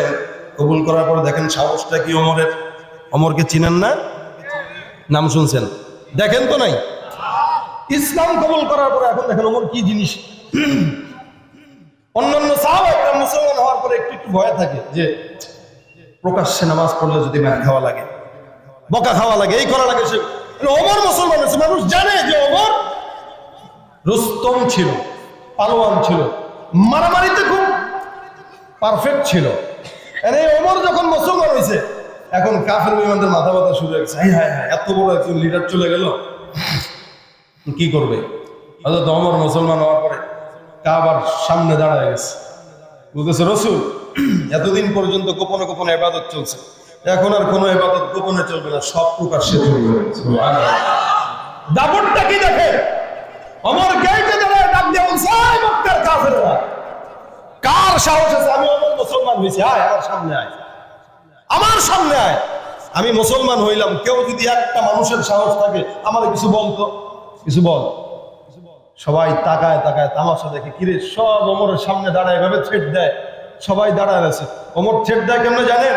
ওই কাউরে কি বউরে বিধবা বানানোর ইচ্ছা আছে? সুবহানাল্লাহ। কাউকে কি বিবিকে বিধবা বানানোর ইচ্ছা জাগে? নাকি কারো সন্তানকে এতিম বানানোর ইচ্ছা জাগে? নাকি কারো মার কোল খালি করার ইচ্ছা জাগে? আর আমি ওমরের বিরুদ্ধে লড়াই কর। একটা বা কাফেরের যদি সাহস থাকে, আমি ওমর দাঁড়াইলাম, মুহাম্মদুর রাসূলুল্লাহর পাশে দাঁড়ায় গেলাম। কারো যদি সাহস থাকে ওমরের সঙ্গে মোকাবেলা করার, আমি চ্যালেঞ্জ করলাম, পারলে আয়। আল্লাহ নবী বলে, হ্যাঁ নেতার মতো নেতা তো ওমরের হওয়া দরকার। এক ওমর দিয়ে ইসলামের বিজয় আল্লাহ পাক সঙ্গে সঙ্গে দান করে দিয়েছে। এর বেশি মানুষ দরকার নাই। এলাকার ভিতরে 10 জন যুবক 20 জন যুবক যদি একসঙ্গে হয়ে যায়, একটু খালি পাগড়িটা মাথায় দিয়া কলেজে পড়েন, ভার্সিটিতে পড়েন, কোনো সমস্যা নাই, এলাকার নেতৃস্থানীয় লোকদেরকে সাথে নিয়ে যদি বলেন এই এলাকায় কোনো দুর্নীতি চলবে না, সন্ত্রাসী চলবে না, মাদক চলবে না, কোনো গুনাহের গান বাজনা আড্ডা খেলা চলবে না, বেশি দরকার নাই, 10 জন যুবক ইসলামের জন্য একাই যথেষ্ট, আর কাউকে দরকার নাই। ঠিক কি না? একটু সাহস দরকার। কি দরকার? ওমরের মতো সাহস শুনিয়া সাহাবায়ে কেরামদের একটা হাল ছিল। আর আমাদের হাল জিহাদ জিহাদ জিহাদ চাই, পুলিশের বিলাতে ক্লিয়ার নাই, কথা কয় না। এটা হলো আমাদের সাহস, মঞ্চেই পারি, এখানেই পারি। আর তাদের অবস্থা ছিল ইযহাব আনতা ওয়া রাব্বুকা ফাকাতিলা ইন্না মাআকুমা জাহিদুন। বনি ইসরাঈলের লোকরা বলতো ইযহাব আনতা ওয়া রাব্বুকা ফাকাতিলা ইন্না হাহুনা কাঈদুন। নবী আপনি যান, জিহাদ করেন, আপনার আল্লাহ তো আছে, আমরা এখানে বসে আছি, দোয়া করুন, বুঝছেন না? আর রাসূলের সাহাবায়ে কেরাম বলতো রাসূল আপনি যান, ইযহাব আনতা ওয়া রাব্বুকা ফাকাতিলা, আপনি আপনার রব যুদ্ধ করেন, কোনো সমস্যা নাই। ইন্না হাহুনা কাঈদুন না বলে তারা বলতো ইন্না মাআকুমা জাহিদুন। রাসূল পেরেশানির কোনো কারণ নাই, আপনার ডানে বায়ে সামনে পিছনে লড়াইয়ের জন্য, রাসূলের সম্মান রক্ষার জন্য, দ্বীন ইসলাম কায়েমের জন্য যখন ডাক দিবেন রাসূল, আপনার সঙ্গে আমরা তৈয়ার হয়ে যাব। আমরাও সেই সাহাবায়ে কেরামদের সঙ্গে তাল মিলিয়ে এই কথা বলতে চাই, কোরআন সুন্নাহ বাস্তবায়নের জন্য কে আওয়ামী লীগ, কে বিএনপি, কে জাতীয় পার্টি, এটা দেখার সময় নাই। আমাদের মালিক কয়জন? নবী কয়জন? এক আল্লাহর জন্য, এক নবীর জন্য। যখন ওলামায়ে কেরাম ডাক দিবে, এই বুকের তাজা রক্ত দিয়ে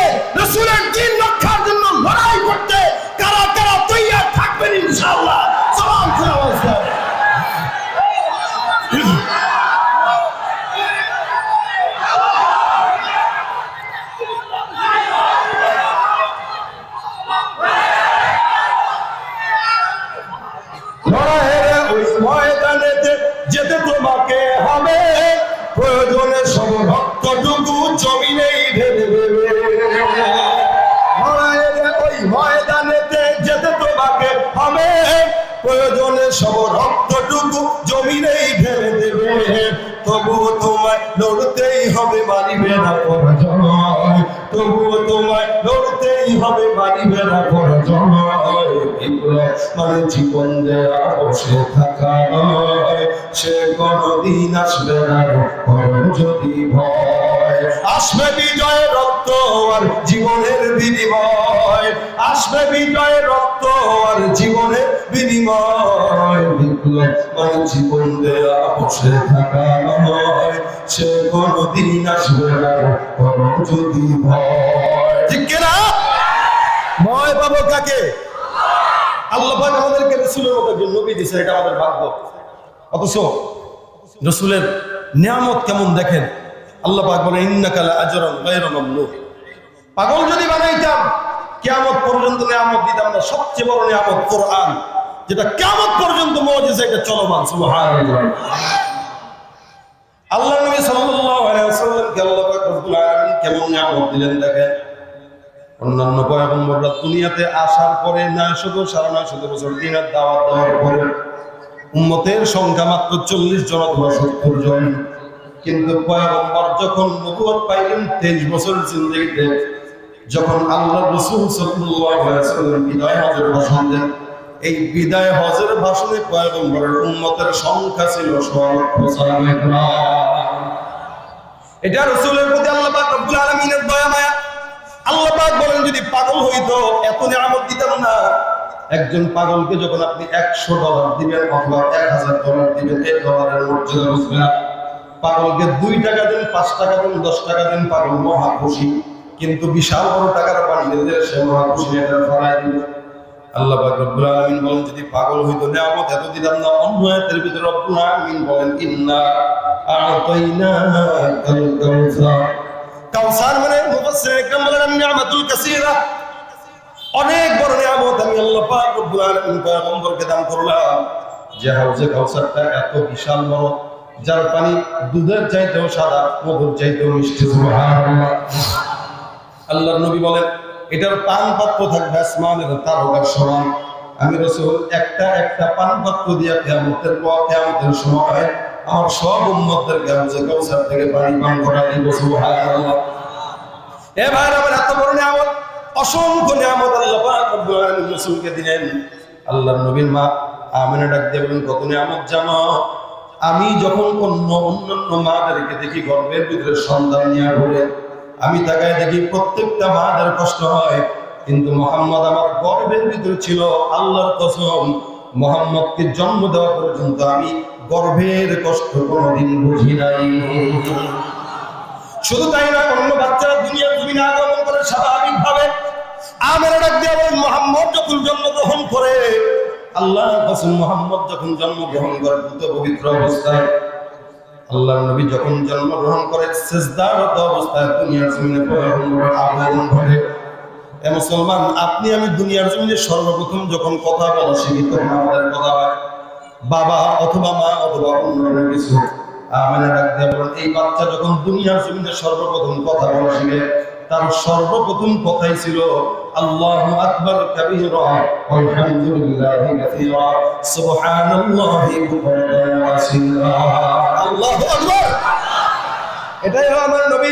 হাদিসের ভিতরে ঘটনা আছে, আল্লাহর নবী একদিন সফরে যায়। কেমন বরকতের নবী! আল্লাহর নবী সাল্লাল্লাহু আলাইহি ওয়াসাল্লাম সফরে যাচ্ছেন। খুজাআ নামে গোত্রের মহিলা, সফরের মাঝখানে যে মহিলাটা মোটা হিসেবে পরিচিত ছিল, মেহমানদারি করতেন ভালো, উম্মে মা'বাদ। খুজাআ গোত্রের উম্মে মা'বাদের সঙ্গে পয়গম্বরের প্রতিমধ্যে দেখা। এই মহিলাটা মোটা মহিলা ছিল, যার কারণে হাঁটু এরকম ধরে বসতেন। রাসূল করিম সাল্লাল্লাহু আলাইহি ওয়াসাল্লাম তার সামনে দিয়ে যান। আল্লাহর নবী কাছে সালাম দেয়। পয়গম্বর বলেন মেহমানদারির কি অবস্থা?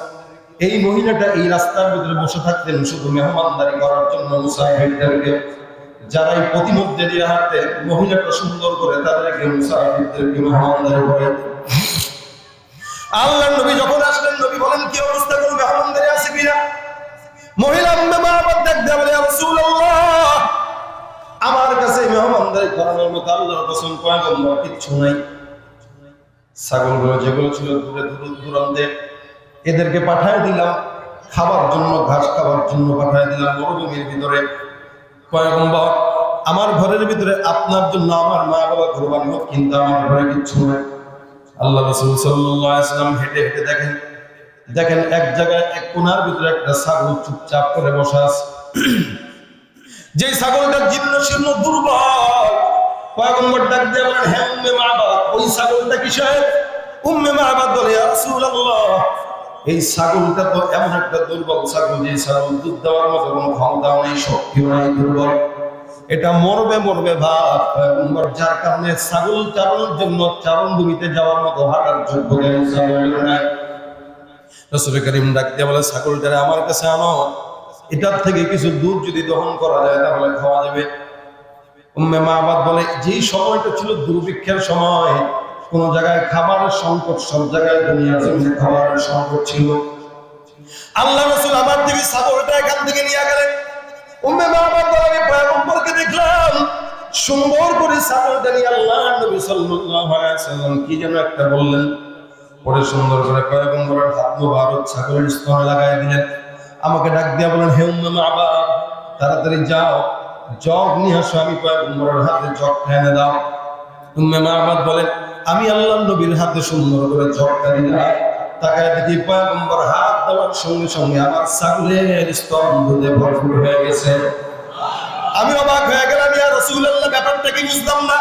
আল্লাহর নবী বলেন, খাও, আমাকেও দিল, অন্য সাহাবীকেও দিল। পয়গম্বর নিজেও খাইলেন, খাওয়ার পর পেট ভরে রাসূল বলেন, আবার জগটা নিয়ে আসো।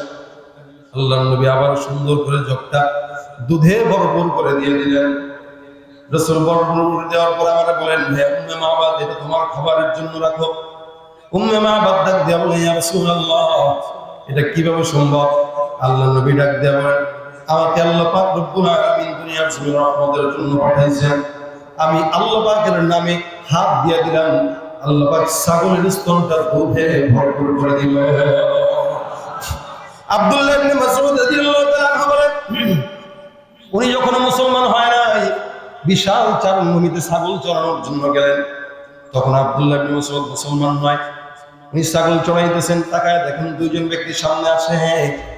উনি বলেন, আমার সামনে দুইজন লোক এসে আমার ডাক দেয়, বলে, ভাই আমরা মুসাফির, আমাদেরকে একটু মেহমানদারি করা। আমার সামনে অনেকগুলো ছাগলের পাল। আমি ডাক দিয়ে বললাম, ভাই আপনাদেরকে চিনি না, এই ছাগলের মালিকগুলো আমি নয়, এই ছাগলের মালিকগুলো অন্য আরেকজন। আমি যদি আপনাদেরকে এখান থেকে দুধ খাওয়াই, তাহলে আমি আসমানের মালিকের কাছে কোন জবাব দিব? দুইজন ডাক দিয়া বলতেছেন, যাই হোক, ছাগল খাওয়াইবে না, দুধ খাওয়াইবে না? বলে না। এই দুইজন কে ছিল? একজন মুহাম্মদুর রাসূলুল্লাহ, আরেকজন আবু বকর সিদ্দিক। আব্দুল্লাহ ইবনে মাসউদ বলে, আমি তখন তাদেরকে চিনি না। নবী আমার ডাক দিয়া বলেন, হে বাবু, একটা কাজ করো, তোমার ছাগলের দুধগুলো যদি আমি পান করি তাহলে তোমার জবাবদিহিতা করা লাগবে। এগুলোর মালিক যেহেতু তুমি নয়, তাহলে এমন একটা বকরি আমার কাছে দাও, যে বকরির বয়স কম, দুধ হয় নাই। আব্দুল্লাহ মাসউদ কয়, কি করবেন এটা দিয়া? দেখি একটু দুধ যদি পান করা যায়। দুধ, এটা কোনো কথা? যার দুধই হয় নাই, এর থেকে আবার দুধ কেমনে নেবেন? এই ছাগল তো ছোট, কয় এখান থেকে সবচেয়ে ছোট ছাগলের দুধ যদি আমি খাই তাহলে তোমার কোনো সমস্যা? বলে না। তাহলে দাও। আচ্ছা, আপনাদেরকে যদি আমি বলি, ভাই গাছটা মানে কাটা দেন, আমি একটা নৌকা বানাই নদীতে ভেসে ভেসে ঢাকায় চলে যাবো, আপনারা বলবেন পাগল নিয়ে এটা গাছ কাটে বলে নদীতে ভাসাইবো, এটা কি ধরনের কথা? গাছ রেখে আবার নৌকা বানানো যায়, বা মানে আবার এমনি এমনি ঘোরা যায়? যেটা হওয়া সম্ভব না, ওটা কেমনে হয়? আব্দুল্লাহ মাসউদ মনে মনে বলেন, আমি অবাক হয়ে গেলাম, এরা বলতেছে এই ছোট্ট ছাগল দাও, দুধ পান করে খাবো, এটা কোনো কথা? ঠিক আছে, জান দিলাম, নেন। আব্দুল্লাহ মাসউদ তাকায় আছে, দেখি কি হয়। নবী আমার সুন্দর করে বিসমিল্লাহ বলে ওই জায়গায় হাত দিলেন, হাত দেওয়া এমন একটা বাটি নাও, বাটি নিলেন। আল্লাহ নবী সাল্লাল্লাহু আলাইহি ওয়াসাল্লাম সুন্দর করে দোহাই দিলেন। আব্দুল্লাহ ইবনে মাসউদ বলে, আমি তাকায় দেখলাম ছোট্ট একটা বকরিকে আল্লাহ পাক রব্বুল আলামিন স্তন দিয়ে দিয়েছেন, আবার স্তনের ভিতরে দুধ করে দিলেন। जहाँ तक है रुबूबियत खुदा की वहाँ तक है नबूवत मुस्तफा की, वहाँ तक है नबूवत मुस्तफा की। আল্লাহ নবী দুধ দোয়াইলেন, দুধ হয়ে গেল, খাবার খাইলেন, আবু বকরও খাইলেন, নবীও খাইলেন, আব্দুল্লাহ ইবনে মাসউদও খাওয়াইলেন। নবী আমার ডাকতে বলে, ছাগল তুমি আগের মতো হয়ে যাও। ছাগল স্তন আগের মতো হয়ে গেছে, সুবহানাল্লাহ। আব্দুল্লাহ ইবনে মাসউদ তাকায় দিয়েছিল বিলুরে, এখন ডাক দেয়া কয়, চাচা গো, আপনি যে এই জিনিসটা পরে ফুল দিছেন, দুধ দহন করছেন, ওই দোয়াটা একটু আমার শেখায় দিবেন। তুমি কি করবা? কারণ আমি একটু দোয়াটা শিখতাম, মাঝে মাঝে একটু যদি কাজে লাগে। কথা বলে রাসূল করিম এমন জায়গায় হাত দিতেন যে জায়গাটা ছিল অনারি জায়গা, আল্লাহ রাসূলের হাতের বরকতে সেটা উর্বর হয়ে গেছে, সুবহানাল্লাহ। এটাই হলো আমার নবীর মুজিজা। আল্লাহ বলেন, আমি পাগল বানাইলে আপনি নিয়ামত দিতাম না। হ্যাঁ, যেখানে হাঁটে ওই জায়গায় আল্লাহ পাক মেঘ দিয়ে ছায়া দেয়। এমন বড় নিয়ামত পয়গম্বর দুনিয়াতে আসার আগে আল্লাহ পাক রব্বুল আলামিন সমস্ত কিছু জানায় দিয়েছেন। নবী আপনার এমন হবে, এমন হবে, ওই জায়গায় যাবে, এই হবে, সেই হবে। কেন? সারা দুনিয়ার মানুষ আসার পরে নবীকে যেন চিনতে কষ্ট হয়, সুবহানাল্লাহ। কারণ যদি চিনতে কষ্ট হয় মানবে না, যার কারণে আমি আল্লাহ পরিচয় আগে তুলে দিলাম। আবু বকর বলে, আমি মক্কার জমিন থেকে সামনে দেশে গেলাম ব্যবসার জন্য, ভাই কষ্ট হয়। কথা বলেন, কষ্ট হয়? উঠলে যদি ইস্তেঞ্জা মেস্তেঞ্জা ধরে এক আঙ্গুল উঠায়, ওই মাঝে মাঝে আমরা দৌড়ায়, আবার ঢুকে দৌড়ায় ঢুকে, অনেকের প্রস্রাব ধরে তো, কারণ মাগরিবের পর থেকে বসে গেছে না। এজন্য প্রস্রাব ধরলে নিয়ম কি ভাই? এটা কি কর মানে ছোটটা ছাত্রদের মতো দাঁড়ায় হাত তুলবে, এমনি উঠেন কেন? যাক আলহামদুলিল্লাহ, কিছু কিছু বলা বানতো, এগুলো বুঝছে মাঝখানে মাঝখানে কষ্ট হচ্ছে না তো। আমার পেরেশানি বেশি, কারণ আমি ঢাকায় যাব। ঢাকায় যায় কালকে আসরের পর এক জায়গায়, এশার পর এক জায়গায়, শেষে আর এক জায়গায়। তাহলে এটা তো শরীর না? আপনারা একদিন ঢাকায় গেলে 2 দিন ঘুমান, আর আমরা সারা দিন আল্লাহ নবী মোটামুটি প্রত্যেকদিন 500 কিলোমিটার আপ ডাউন চলতেছে। আমার তো গাড়ির এক্সপায়ার চাকা আছে, গলার তো আর এক্সপায়ার চাকা নেই যে একটা খুইলা রেখে আসলাম, ওয়াশিং মেশিনে দিলাম আর একটা লাগাই আনলাম, নাকি? কথা কয় না? আপনাদের কষ্ট হয়? সজাগ আছেন? একটু হাতটা উঠান সামনে থেকে, নাড়াচাড়া দেন, নারা দেখবেন। যে ঘটনা শুনবেন, মজার ঘটনা শুনেন। আবু বকর বলে, আমি শামে গেলাম ব্যবসার জন্য। কিসের জন্য? রাত্রিবেলা ঘুমাইলাম, ঘুমের ভিতরে স্বপ্ন দেখি আসমানের থেকে একটা পূর্ণিমার চাঁদ আমার কোলে হাজির হয়ে গেছে। কালকে কয়েছে আসমানের পূর্ণিমার চাঁদ আবু বকরের কোলে হাজির। বোঝা যায় না স্বপ্নটা কিছুটা ভালো? কথা কয় না? বোঝা যায় না স্বপ্নটা কিছুটা? আপনি কি স্বপ্ন দেখেন? আমরা তো স্বপ্ন দেখেন হলে আরেক বেটার বেটে, অথবা বাদাম চাবান, বাদাম খায়, যারা বাদাম বিক্রি করে, ও রাত্রেবেলা স্বপ্নে বউ বাদাম বাদাম বাদাম, সারাদিন বাদাম বেচে, রাত্রে বাদাম। আর বাসের হেল্পার যদি হয়, ওস্তাদ ডাইনে প্লাস্টিক। যে যেই স্বপ্ন দেখে, যে চিন্তা করে, সে সেই স্বপ্ন দেখে। স্বপ্ন 3 প্রকার। একটা হইলো নিজের চিন্তা থেকে দেখে, আরেকটা হইলো আল্লাহ পাক দেখে, আরেকটা হইলো শয়তান দেখা। আবু বকর সিদ্দিক রাদিয়াল্লাহু তাআলা স্বপ্ন দেখছেন, আসমানের কি আসছে কয় না,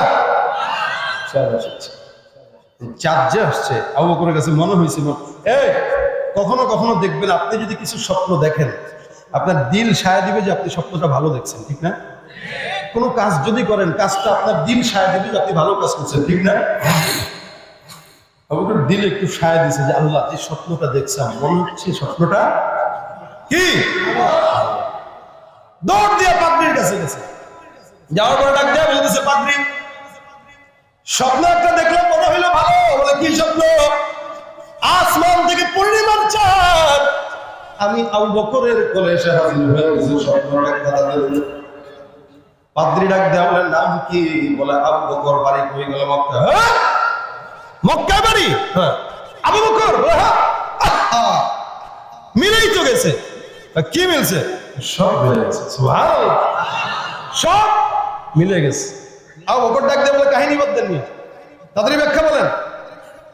তোর চামটা কপাল, বড় চাম কপাল, রাজকীয় কপাল দুনিয়ার জমিনে নিয়ে আসছে। আরে ভাই মুহে মুসিবত তুমি ব্যাখ্যাটা দেন না। পাদ্রী ডাক দেয়া বলতেছে ইন্নাহু সাইয়্যিবাতু ফীকুম নাবিয়্যু আখিরিজ জামান তাকুনু ওয়াজিরান ফি হায়াতিহি ওয়া খলিফাতান বা'দা মামাতিহি। আল্লাহু আকবার। আবু বকর স্বপ্ন যেটা দেখলাম বড় দামি স্বপ্ন। কি স্বপ্ন? স্বপ্নটা হইল অচিরে মক্কার জমিনে শেষ জামানার নবী মুহাম্মদুর রাসূলুল্লাহ আসবে। আস্তে করে সুবহানাল্লাহ। মক্কার জমিনে কে আসবে? শেষ জামানার পয়গম্বর মুহাম্মদুর রাসূলুল্লাহ সাল্লাল্লাহু আলাইহি ওয়াসাল্লাম আসবে দুনিয়ার জমিনে। ওই নবী বেঁচে থাকা অবস্থায় তুমি আবু বকর তার সাহাবী হইবা। তাকুনু ওয়াজিরা ফি হায়াতিহি, ওই নবী বেঁচে থাকা অবস্থায় তুমি তার সাহাবী হইবা।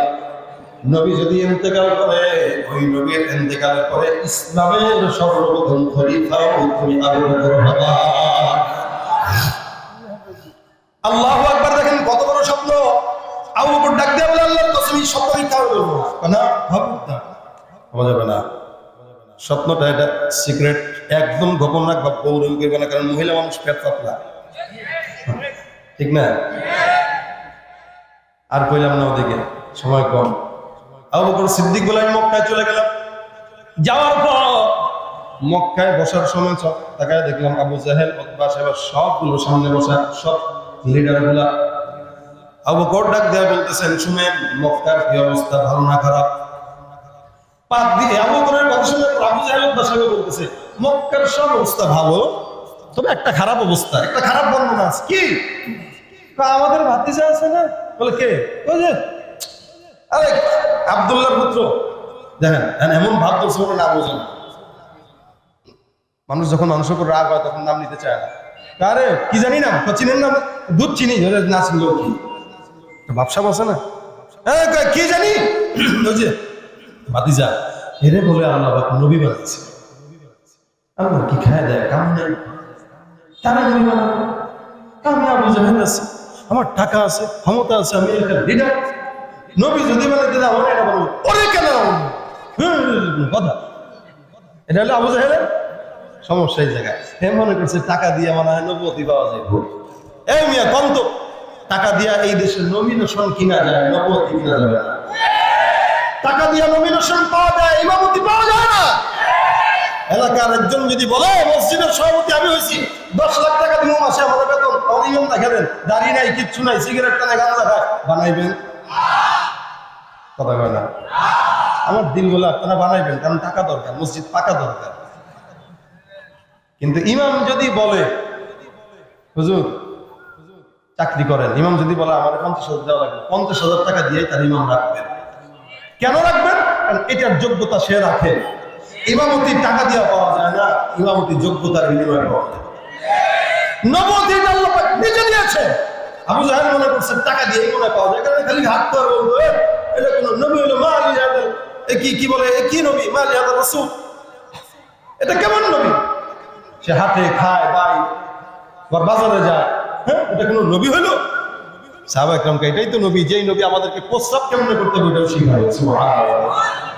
যেন শিখতে পারো, দেখেন না দাঁড়ায় দাঁড়ায় মধ্যে এমন জিন্সের প্যান্ট পরে তাকায় দেখেন অসংখ্য যুবক আছে, চিকন প্যান্ট দেখলে ওরা 2 ডলা বন্দুক দাঁড়ায় আছে, খেজুর সুপারি আছে না নাই?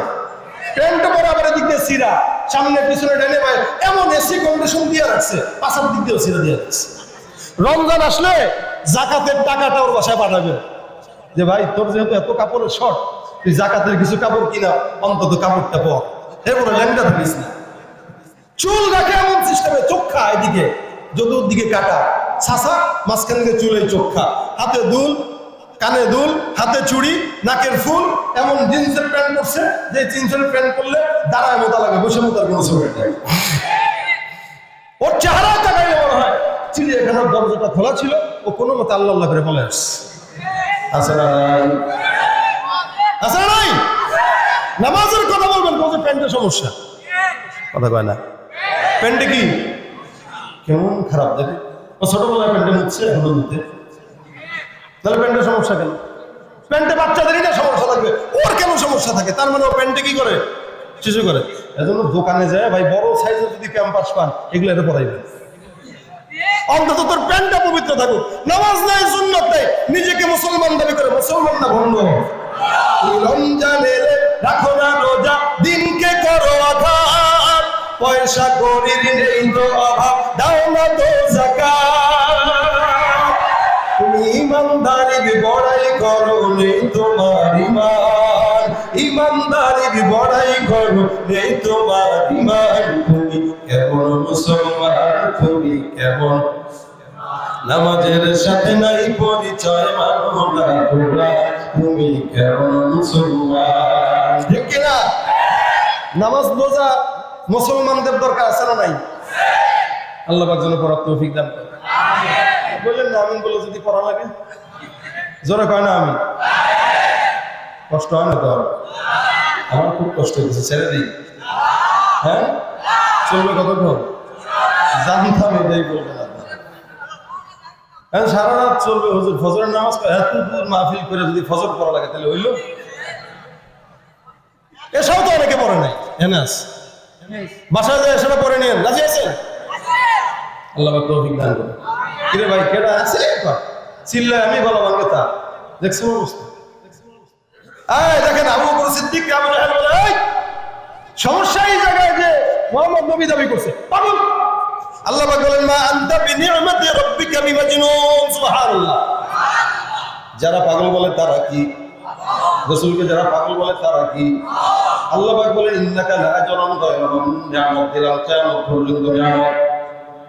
আবু জাহেলের কথা শোনার পর আবু বকর ডাক দিয়ে বলেন যেহেতু মুহাম্মদ নিজেকে নবী বলে স্বীকার করে, তার সঙ্গে আমার দেখা করা দরকার। তার সঙ্গে বোঝাপড়া আছে। রাসূলের ঘরের সামনে যায় ডাক দিয়ে দরজায় ঢোকা দিয়ে বলেন মুহাম্মদ, আল্লাহর নবী আবু বকরের 2 বছরের ছোট বড় বন্ধুত্ব বাচ্চা কাল থেকেই। আবু বকর ডাক দিয়ে বলে মুহাম্মদুর রাসূলুল্লাহ, মুহাম্মদ সাল্লাল্লাহু আলাইহি ওয়াসাল্লাম ডাক দিয়ে বলে বন্ধু মুহাম্মদ কি অবস্থা? বলে সব ভালো। শুনলাম তুমি নাকি নিজেকে নবী বলে স্বীকার করো। বলে হ্যাঁ। ইয়া আইয়ুহান নাসু কুলু লা ইলাহা ইল্লাল্লাহ। পয়গম্বর ডাক দিয়ে বলে মানুষেরা এক কালেমা পড়ো লা ইলাহা ইল্লাল্লাহ, যদি সফল হতে চাও কালেমার বিকল্প নাই। আবু বকর ডাক দিয়ে বলে তুমি যে নবী এটার প্রমাণ কি? প্রমাণ দাও, বিশ্বাস করব। প্রমাণ কি? প্রমাণ লাগবে? বলে হ্যাঁ প্রমাণ লাগবে, প্রমাণ দিয়ে বিশ্বাস করব। আল্লাহর নবী প্রমাণ দিয়ে বলে আদ-দালিলু আলা মা আদ-দাই রুইয়াকাল্লাতী রাআইতাহা বিশ-শাম। হে আবু বকর, আমার নবুয়তের দলিল তুমি শুনে নাও। আমি শাম, তুমি শাম দেশে গেলা ব্যবসার জন্য। ওই জায়গায় যাওয়ার পর তুমি ঘুমাইলা। বলে হ্যাঁ ঘুমাইছি তো। ঘুমের ভিতরে স্বপ্ন একদিন দেখছো। বলে কি স্বপ্ন বলেন তো? বলো আসমান থেকে স্বপ্ন দেখলা, আসমানের পূর্ণিমার চাঁদ তোমার কোলে হাজির হয়ে গেছে। সুবহানাল্লাহ। আল্লাহ নবী ডাক দেয় আবু বকর, আমার নবুয়তের সর্বপ্রথম দলিল তুমি শাম দেশে গেলা ব্যবসার জন্য। আমার সর্বপ্রথম নবুয়তের দলিল হলো তোমার শাম দেশে ঘুমে দেখার স্বপ্নের ব্যাখ্যা। সুবহানাল্লাহ। আবু বকর ডাক দেয় বলে পয়গম্বর, যেই পয়গম্বর মক্কার জমিনে থেকে শাম দেশের ব্যাখ্যা বলতে পারে আমার কোনো সন্দেহ নাই ওই পয়গম্বর সত্য নবী। আপনার হাতে আমার হাত রাখেন, বায়াত করেন, পড়ালেন লা ইলাহা ইল্লাল্লাহ মুহাম্মাদুর রাসূলুল্লাহ। তাকবীর মে কলমা মে নামাজোं में अदा में, तकबीर में कलमा में नमाजों में अदा में, नाम इलाही से मिला नाम मोहम्मद, नाम इलाही से मिला नाम मोहम्मद। सुबहानाल्लाह। नबी কোন জায়গায়? মক্কা। শাম দেশে দেখলেন ব্যাখ্যা স্বপ্ন। আল্লাহ নবী এই জায়গায় বলে দিলেন জানাইছেন কে? কথা কয় না, জানাইছেন কে? নবী আবার যদি পাগল হইতো মালিক নবীকে এত বড় নিয়ামত দিতেন না। আল্লাহ নবী লাস্টে এসে আল্লাহ পাক রব্বুল আলামিন বলেন আপনি পাগল না, তবে আপনি কি আমি বলে দেই ইন্নাকা আলা খুলুকিন আযীম। আমি আল্লাহ আপনাকে খুলুকে আযীমের অধিকারী বানাইলাম। সুবহানাল্লাহ। এখন শুনেন খুলুকে আযীম কি? আখলাক এর 3 প্রকার। কয় প্রকার? 1 নম্বর খুলুকে হাসান, 2 নম্বর খুলুকে কারীম, 3 নম্বর খুলুকে আযীম। খুলুকে হাসান বলে আপনারা কেউ ঘুষি দিল, আপনিও ঘুষি দিয়ে দিলেন, সদবাদ জিন্দাবাদ। থাপ্পড় দিল, আপনিও থাপ্পড় দিয়ে দিলেন, সদবাদ। এটা হলো খুলুকে হাসান। 2 নম্বর খুলুকে কারীম, আপনার আঘাত দিল, আপনি চুপ থাকলেন, কিচ্ছু বললেন না, এটা খুলুকে কারীম। 3 নম্বর আপনারে ঘুষি দিল, আপনি হাতটা ধরে বলতেছেন ভাই হাতে ব্যথা পাইছেন কিনা, সুবহানাল্লাহ। আল্লাহ বলেন আমি আপনার এই খুলুকে আসিমের অধিকারী বানাইলাম, আপনারা মারলেও আপনি কিছু বলেন না, যার কারণে তায়েফবাসীর এত কষ্ট দেওয়ার পরও আল্লাহ পাক যখন বলছে আমি কোন মুনি ধ্বংস ধ্বংস করে লাভ কি, এরাই তো আপনার আল্লাহ ডাকবে, এরাই তো আমার নবী ডাকবে, এরা মারে ফেললে এরা ডাকবে কোথা থেকে, বুঝে না ও আল্লাহ আপনি হেদায়েত দিয়ে দেন, সুবহানাল্লাহ। এটা হচ্ছে রাসূল। রাসূলকে আঘাত দিছে তো রাসূল পিঠ পেতে দিয়েছেন। এই খুলুকে আজিমের অধিকারী নবীর উম্মত আমরা বুঝতে হবে তাহলে আমাদের আখলাকটা কেমন হবে। আমাদের আখলাক যুবকদের অবস্থা এরকম, কেউ যদি একটু এদিক সেদিক করে 1 টাকার জন্য একজনকে হত্যা করে, 1 টাকার জন্য একটু গন্ডগোল কিছুই না, সাইড দেয় না, কেন হুন্ডা চালাইতেছে, হরেন দিছে, কেন সাইড দেয় না, বাস একজনকে মেরে ফেলতেছে। এটা হলো আমাদের আখলাক। তাহলে কি নিয়ে যাবেন? এই জন্য মুসলমান পয়গম্বরের আখলাক দেখেন আল্লাহ পাক কত জরুরি বানায় দিলেন। রব্বুল আলামিন বলেন লাকাদ কানা লাকুম ফি রাসূলিল্লাহ উসওয়াতুন হাসানা, তোমাদের জন্য পয়গম্বরের ভিতর দিয়া দিলাম উত্তম আদর্শ, যারা মানবে কামিয়াব, যারা মানবে তারা কামিয়াব। এ মুসলমান, রাসূল বলেন লা ইউমিনু আহাদুকুম হাত্তা ইয়াকুনা হাওয়াহু তাবা'আন লিমা জিতু বি, ততক্ষণ মুমিন নয় যতক্ষণ পর্যন্ত আমি পয়গম্বর যেই আখলাক নিয়ে আসলাম ওই আখলাক দিলের ভিতরে না ঢুকাইতে পারলে মুমিন বলা যাবে না। এই কারণে নবী যেমনে চলছেন অমনে আমানা, অমনে চলা। রাসূল দাঁড়িয়ে রাখছেন, দাঁড়িয়ে রাখা। রাসূল মাথার ভিতরে সুন্নতি, পাগড়ি লাগাইছেন, পাগড়ি লাগানো। রাসূল কেমনে চললেন, কেমনে হাঁটলেন, কেমনে ঘুমাইলেন, কেমনে খাইলেন, প্রত্যেকটা জিনিস পয়গম্বরের মতো করা হলো পয়গম্বরের আদর্শ। রাসূল বলেন যদি করতে পারো আমি নবীর সঙ্গে জান্নাত ওয়ারিস, সুবহানাল্লাহ। আল মারউ মা'a মান আহাব্বা, যার সঙ্গে যার ভাব তার সঙ্গে তার কিয়ামত। এটা রাসূলের কথা। ভাব যদি থাকে ওই সমস্ত ইহুদি খ্রিস্টানদের সঙ্গে তো তাদের সঙ্গে। এজন্যই কখনো কখনো সূরত ধইরা আল্লাহর কাছে জান্নাতের উসিলা নেওয়া লাগে। ভাই আমাদের আমল নাই, অনেক গুনাহ, অনেক গুনাহ।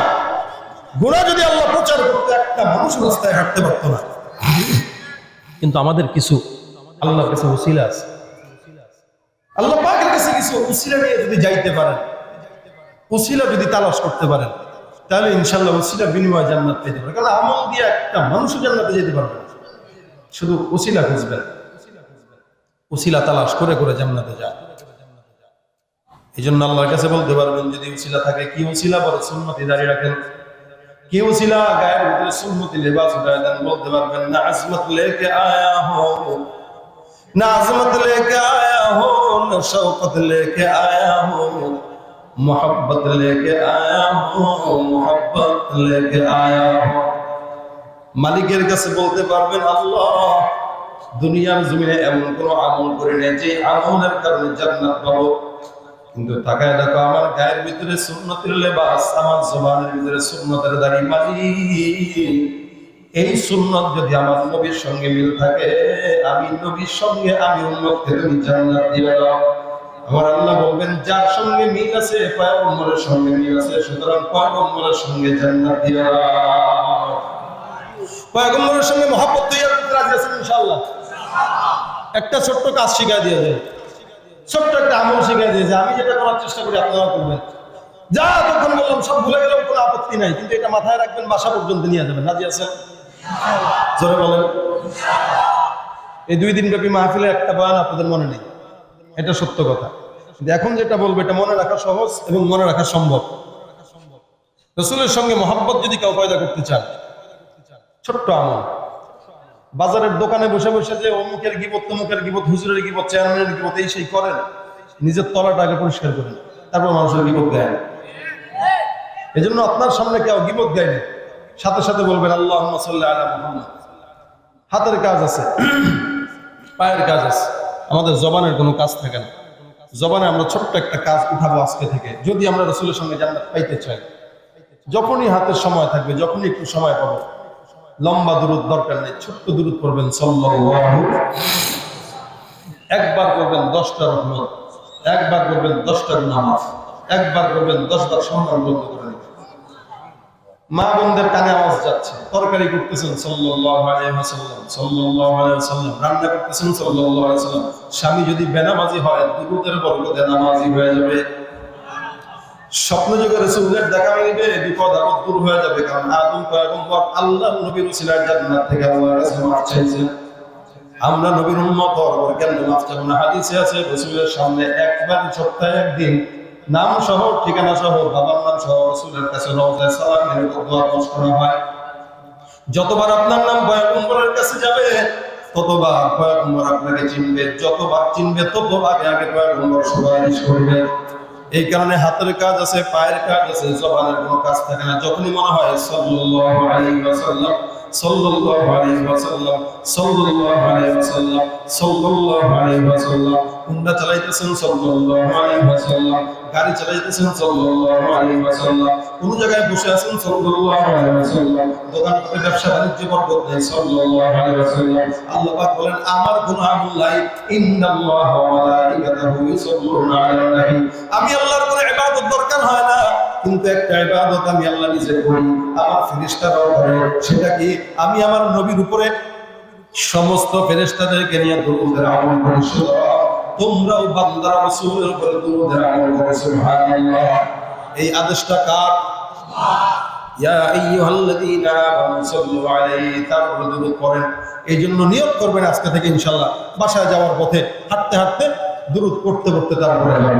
যখনই সময় পাবো সাল্লাল্লাহু, রাজি আছেন ইনশাআল্লাহ? যা আলোচনা করলাম সব ভুলে যান, কোনো সমস্যা নেই। কি হয়েছে? হ্যাঁ অবশ্যই করা যাবে, কেন করা যাবে? যখন মন চায় করবেন, শুয়ে শুয়ে করবেন। একবার যদি কেউ রাসূল করিম সাল্লাল্লাহু আলাইহি ওয়াসাল্লামকে স্বপ্নে দেখে, তার জন্য জাহান্নাম হারাম হয়ে যাবে। আমার এমন এমন তাজরিবা আছে ভাই, আপনাদেরকে বললে এগুলো বলা উচিত না, কিন্তু বলা হয় মানুষ যেন শিখতে পারে। আমি বলবো না, বাকি এটা বলি, এমন এমন তাজরিবা আছে আমার নিজের ব্যক্তিগত জীবনে, যেটা আমি সমাধান করছি দুরূদ শরীফের আমল করার মাধ্যমে। আল্লাহর কসম, যদি এটা সত্য হয় আপনারা তা করবেন আজকে থেকে। যত বড় বিপদ হোক দুরূদ পড়বেন, বিপদ দূর হয়ে যাবে। বিশ্বনবী মুহাম্মদ রাসূলুল্লাহ কি জিনিস এটা আমরা বুঝি নাই। বুঝলে আমরা রাসূল সাল্লাল্লাহু আলাইহি ওয়াসাল্লামকে অপমান করতে পারতাম না, বুঝলে রাসূলের সুন্নতে বহির্ভূত কাজ করতে পারতাম না। এজন্য সব ভুলে যান, খালি এটা বাসায় নিয়ে যান। 10 জন মানুষ যদি আজকে থেকে দুরূদের আমল বলা হয়, আমারও ফায়দা, আপনাদেরও ফায়দা। এই কমিটি এত কষ্ট করে মাহফিল করছে, এদেরও ফায়দা। এজন্য কারা কারা আজকে থেকে দুরূদ শরীফের আমল করবো ইনশাআল্লাহ। আল্লাহ তুমি সহজ করে দাও, আল্লাহ তুমি তৌফিক দান করো। যখন সময় পাবেন একটু পড়বেন, আপনি পড়বেন, আমিও সব এই ফিকির নিয়ে আপনাদেরকে এতক্ষণ কথাগুলো বলবো কষ্ট করে। আমি আসার সময় আমাদেরকে বলছে হুজুর একটু আলোচনাই করে। আমি বলছি ভাই 1 ঘন্টার উপর আমি কোনো জায়গায় আলোচনা করি না, যত বড় মাহফিল হোক। কিন্তু আজকে করলাম, 1 ঘন্টার উপরে হয়ে গেছে। এই করাটা আবার ঢাকায় যাওয়া লাগবে কত দূর, কারণ বগুড়া আসি না, যেহেতু আসছি আজকে, এই জন্য আপনাদের ভিতরে মন খুলে কথা বলে শোনাই না। তবে সব কিছু আমার কবুল হবে যদি একজন মানুষ এখান থেকে আমল নিয়ে যেতে পারেন। ভাই আমার এই কষ্টগুলো সার্থক যেন হয়, আপনারা আমলটা করবেন ইনশাআল্লাহ। আমার উসিলা আপনারা, আমি আল্লাহর কাছে আপনাদেরকে নিয়ে তারা করাবো যে আল্লাহ আমি তো আমল করতে পারিনি, এই কিছু উম্মতকে আমলের জন্য জজবার জন্য তৈরি করেছিলাম, এদের উসিলা আমরা মাফ করে দেন। আপনারা জান্নাতে যেমন আমি পিছনে চলে যাবো ইনশাআল্লাহ। আল্লাহ পাক আজকের মাহফিলকে কবুল করুন, সব কিছুকে কবুল করুন। 2 দিন ব্যাপী মাহফিল যারা আয়োজন করেছে তাদেরকে আল্লাহ পাক জানে, মালে, ইমানে, আমলে, হায়াতে, রিজিকে সব কিছুতে ভরপুর কামিয়াবি দান করবেন। আমিন। এই জন্য আপনাদের এখানে যারা আছেন একটু আমাদের কমিটির ভাইরা ভিতরে চলে যাবে। মাহফিলের জন্য যথেষ্ট খরচ তাদের হয়েছে, একটু দয়া করে যে যতটুকু পারেন আয় বসেন। আমি আরেকটা কথা বলি, রাসূল সাল্লাল্লাহু আলাইহি ওয়াসাল্লামের জন্য আমাদের কিছু সওয়াব পাঠানো দরকার। কিভাবে? এই যে আজকে মাহফিলে দান করবেন, রাসূল সাল্লাল্লাহু আলাইহি ওয়াসাল্লামের কবরে রওজায় যেন সওয়াব যায়, এই নিয়তে দান করেন। যে আমরা রাসূলের রওজার জন্য আমরা 10 টাকা, 20 টাকা, 100 টাকা দান করলাম, এই সওয়াবটা রাসূলের রওজায় যায়। এরকম কারা কারা আছেন রাসূলের রওজায় একটু সওয়াব পাঠাবেন, এই নিয়তে রাসূলের নামে আজকে দানটা করবেন আল্লাহ পাকের কাছে। এই বাস এই ভিতরে যুবকরা চলে যাবে, যার যতটুকু পারেন আপনারা ভিতরে একটু যতটুকু পারেন, 120 টাকা হোক, 500 টাকা হোক, 10 টাকা হোক, 50 টাকা হোক, যার যতটুকু সামর্থ্য আছে। আমাদের ওই কমিটির ভাইরা ব্যাগ নিয়ে চলে গেছে, একটু আপনারা ভিতরে দিয়ে দেন। আল্লাহ পাক যেন সকলের দানকে কবুল করেন। আমরা সকলের জন্য আপনি বসেন মিয়া বসেন। আপনারা শিখান লাগবে আমার কি গাইতে হবে, যেটা গাওয়া দরকার ওইটা গাইছে, আপনার গাওয়া লাগবে না। আমি আমলের জন্য ফিকিরের কথা বলছি। আমি এখানে মজা করতে বিনোদন দিতে আসিনি আপনাদেরকে। গান এটা কোনোদিনই রুহের খোরাক হয় না, এটা গানের মজা। আপনারা রুহের খোরাক নিতে আসছেন, রুহের খোরাক দিচ্ছে, এটা নিয়ে বাড়ি যান। বিনোদন চান কেন? বিনোদন চালে কনসার্টের আয়োজন করবেন, ভিতরে যাচ্ছে এদেরকে দিয়ে দেন। আর আজকে এখানে প্রতিযোগিতা হয়েছে, এই প্রতিযোগীদেরকে পুরস্কার দেওয়া হবে। পুরস্কার নিয়ে তারপরে ইনশাল্লাহ আমরা সবাই মোনাজাত ধরে তারপরে যাবো, মোনাজাত ধরে আমরা সবাই যাবো ইনশাল্লাহ। আর যারা গেছেন তাদেরকে একটু খালি হাতে না ফিরিয়ে মাহফিলের জন্য সবাই একটু দান করবেন মন করে।